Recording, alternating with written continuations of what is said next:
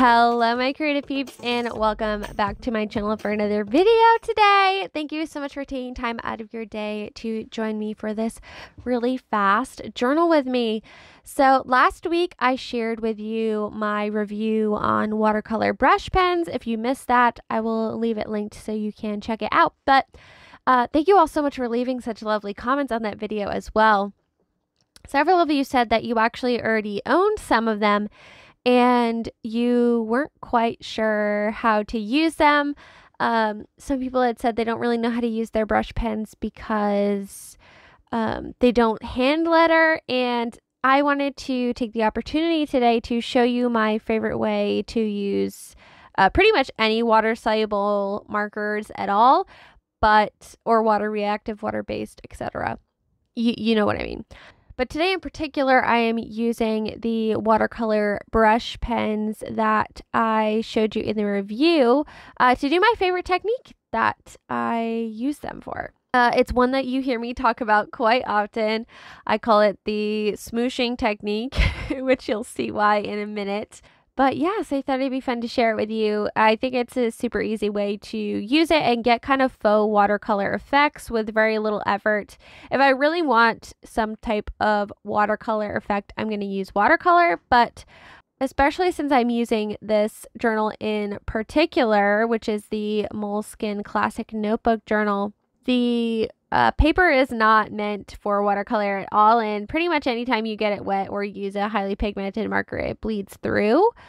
So creating this like fake watercolor, abstract watercolor effect is my favorite way to kind of lay down color in the background, besides just, painting big blocks of color with acrylic or something. I wanted to show you this so that you could try it yourselves. Basically, all you need for this technique is a piece of plastic. I have this acetate journal card that I use specifically for this, but you can use anything. You can use a piece of plastic packaging, a sandwich baggie, a piece of wax paper, whatever floats your boat. Feel free to recycle.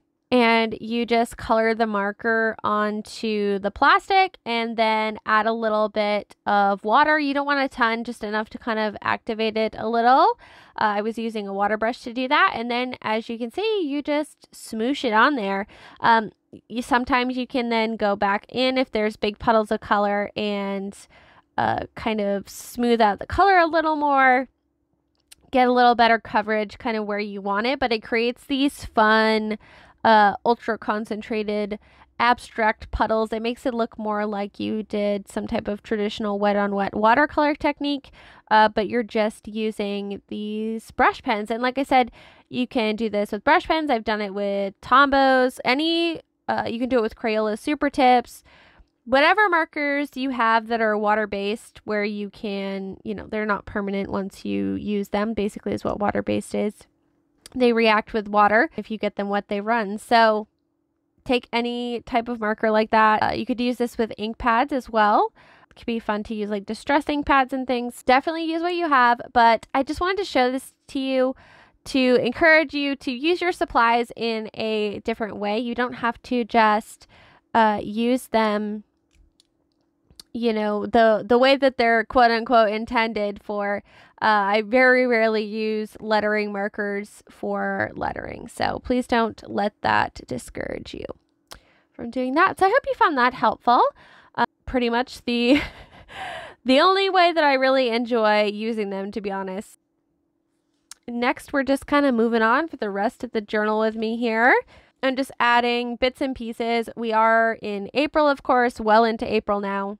But I don't really work super chronologically in my journal. I like to kind of lay out the foundational pages as best as I can for, the month as it were. But I'm still just flipping back and working on pages from months ago. And it's just the most relaxed way for me to journal. For me, it's the most fun, and I get the most dynamic pages that way, in my opinion. So one of the things that I wanted to add to this page were these photos. We have trail cameras kind of around the property that I live on, and of course they take pictures of Chris and I in shadow when we walk by them, so it's really fun to have those photos from days where we've gone on hikes or things, because I never remember to take photos themselves. It's also very hard to get all three of us in a photo. It just never really works out, you know. I like to put those on there, and I was working on that page as like a hiking type of things, documenting a couple weeks where we had gone several times. So I was thinking about putting a tip in on there, but it just wasn't working. So I just ended up moving it to a different page where it did work. I'm also going to go ahead and put on those numbers now that my watercolor pen brush thing is now dry. I'm just using, I think these are meant for like boats or the side of your house or whatever, but my dad had given them to me. He didn't need them anymore, and I really like using just the giant big numbers. So I put 4 because that's the start of April. And then I'm moving back to that tip in like we talked about, and putting it in with this clear acid-free tape, which is like my favorite thing to use for tip-ins. I was almost out, so I was trying to choose like a washi tape, and I was like, no, just use the clear tape. I have since restocked, thank goodness we didn't run out. It was getting pretty close to the wire there. But I'll leave the link below in case you want to check it out. Although they did change the packaging. I'm a little worried it's not the same. I hate when that happens, so hopefully it is, but we shall see. Oh, and as I was doing that, I was like, oh yeah, I need more of this. So I started making a to restock list on a sticky note there. I love just having sticky notes around so I can write things down like that just randomly when they pop in my head, because otherwise I will 1000% forget. And then last but not least, on this little journaling session, I'm just sticking down tea tag, which I love to have these around. These are from the Yogi Teas, and I like to keep the sayings that I enjoy so that I can use them as little fillers because it's super fun. And that's the end of our journal with me today. A super quick one, but I hope that it was helpful if you needed a quick hit of inspiration.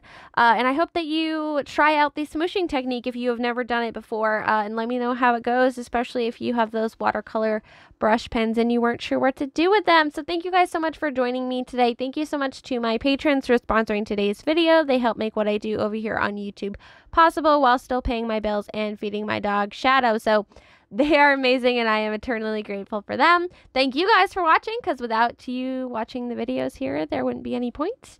And with all that being said, any links that you want to check out should be in the description box below. And I'll see you again soon. Take care, guys. Bye!